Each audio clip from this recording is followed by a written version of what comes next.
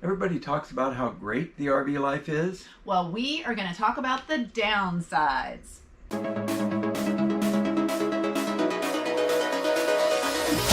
I'm Liz. And I'm Paul, and these are exciting times to push past fear, build confidence, and live amazing. And you definitely need to push past fear if you're thinking about hitting the road, particularly if you're thinking about selling your house, selling all your possessions, and just RVing full time. Well, Paul and I love this life, but we know it's not for everyone. And there are some downsides. And while we're fine with the downsides, they might be a stopper for you. This life is not a bed of roses. Well, it's not bad. It has its challenges. So we're going to do a countdown. We're going to go from bad to worse. But we don't want this to be a downer. If you are thinking about this life, this may help you. If you're already on the road, let us know what your downsides are. And again, we're not complaining. We just want you to go into this life with your eyes wide open. All right, so number 6 is mail. This is kind of a big one, even though it's the first one on our list, not the worst one on our list by far. We have to have our mail forwarded to an address, and what makes it so difficult is that not all of the parks will accept mail. That means that you have to have it sent general delivery to a post office in the town that you're closest to. And not all post offices accept general delivery. That's the other part. And then the other thing is just trying to get things shipped to us, not just our mail forwarded, but when we order things, we're always trying to time, well, how long is it going to take? And we arrived at a park and we were there for a couple days and we said, let's go on. But wait, we can't, right? Yeah. Because we're waiting for a package and we had to stay another 5 days just to wait for that. So it's kind of an ongoing sort of pain. One of the things that happened to us during the lockdown is we had a problem with the new rig. I called Grand Design and they were going to send the part out to us, but it showed up a day after we had left the park. We ended up paying somebody $50 to simply take that package from the campground office, drive it 1.5 miles to the UPS office. I mean, it was crazy, but it was the only way we could be sure it would be done. Number 5 is that you're going to give up something that you had in your sticks and bricks house or home that you can't bring with you. In my case, it was my garage. If you're a regular viewer of this channel, you know that I built hot rods in my garage. I certainly can't do that out here on the road. And so I had to give up all my welding equipment, most of my tools. I brought some tools, but most of my tools were left behind. And for me, it was giving up the kitchen and what I needed to entertain and just those things. So if you're thinking about doing this life, there's sort of a constant mourning of, oh, I used to have that. I had that in my former life, you know? We'll be cooking a special meal and I'll remember some little gadget. Oh, I used to have it, but I don't have it. He'll be fixing something and be realizing he used to have a tool that he doesn't have. Number 4 is laundry. This is kind of a constant pain.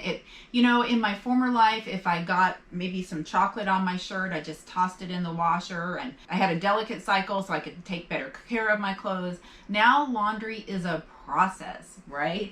The rig that we're in, it is set up for a washer dryer, but we chose not to get one. And I don't see that we're going to get one in the future. So that means we go to laundromats. So that can take a couple hours. We have to get used to the different type of laundromats that we go to as to how they work, how big the machines are. And some of the machines may be not so nice to our clothes. So our clothes wear out quicker. I'm finding that I have less nice clothes. I'm gonna be buying more more utilitarian clothes and less pretty fancy delicate clothes. Yeah.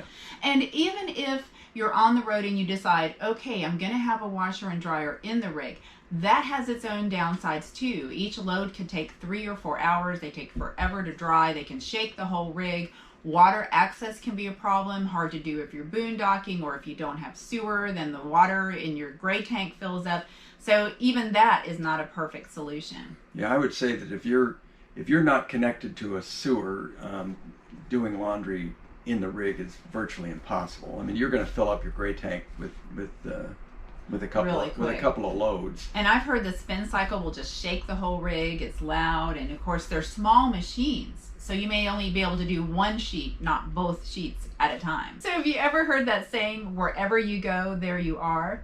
Well, whoever you're traveling with, there they are. And there's no escaping. There's Maybe that's the wrong. It's okay, because it really is. You know, you're used to having your she shed, your garage, your man cave. There's no escape. There's none of that out here.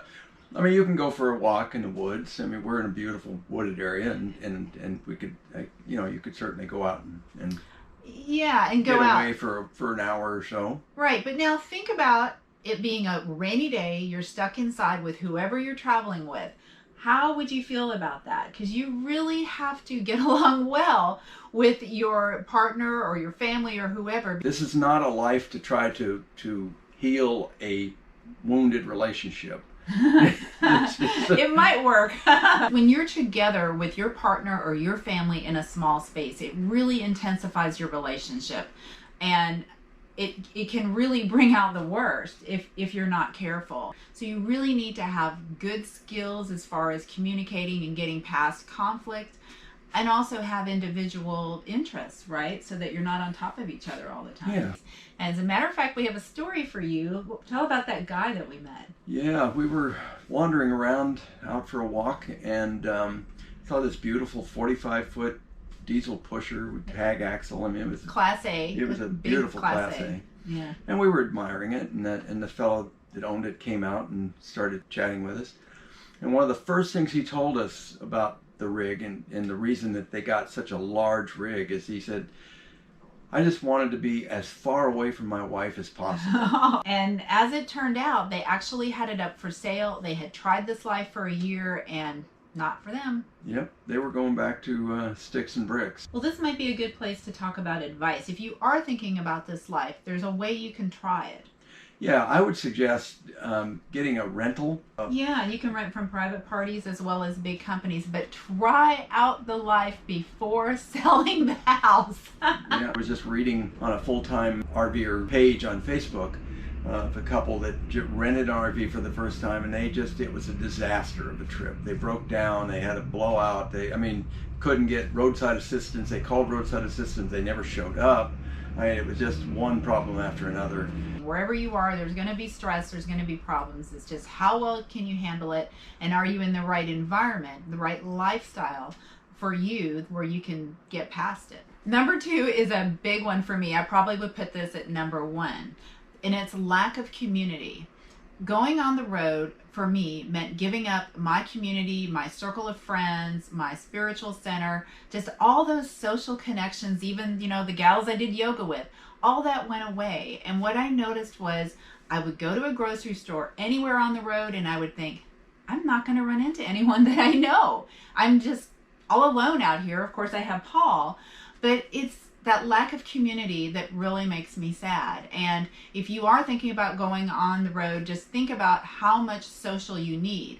Now, the good part about it is that slowly we are developing a social life on the road where we're meeting people that we've met before, and we are building friendships. It takes a lot longer than if we were in one place and then they were in one place, but I do feel like there is hope to build community. Yeah, it's not like you can just pick up the phone and say, hey, let's meet for lunch somewhere, because they're probably in another state. For me, my community was the hot rod world, and I was pretty active in it. I would take my car to show at least once a week, and I knew a lot of the guys with hot rods, so hanging out with them was fun, and yeah, that's all gone. Another answer to this would be to travel with friends so that you do get to do more group activities if that's what you want. And if you're thinking of doing this life solo, both of us did that. We were both solo for a year before we met and started traveling together. Just know that this life can be very isolating, and isolation can certainly lead to depression. So just know that. Go in with your eyes open. Yeah, you just need to work a little harder at making connections with others if you're by yourself. And you might be perfectly fine with that. I have friends that are very into their alone time. One friend in particular, he could spend months out by himself and he would be just fine. Right, and that's another thing. If you know that you need other people, campgrounds are really friendly places. If you don't want community, then just go out in the boonies. And the worst one for us, the number one, issue for us, especially for me, is lack of internet. We have a Verizon plan, and it really doesn't matter what you have. There's going to be dead spots around the country. No cell service means no internet. Yeah. Yep, nothing.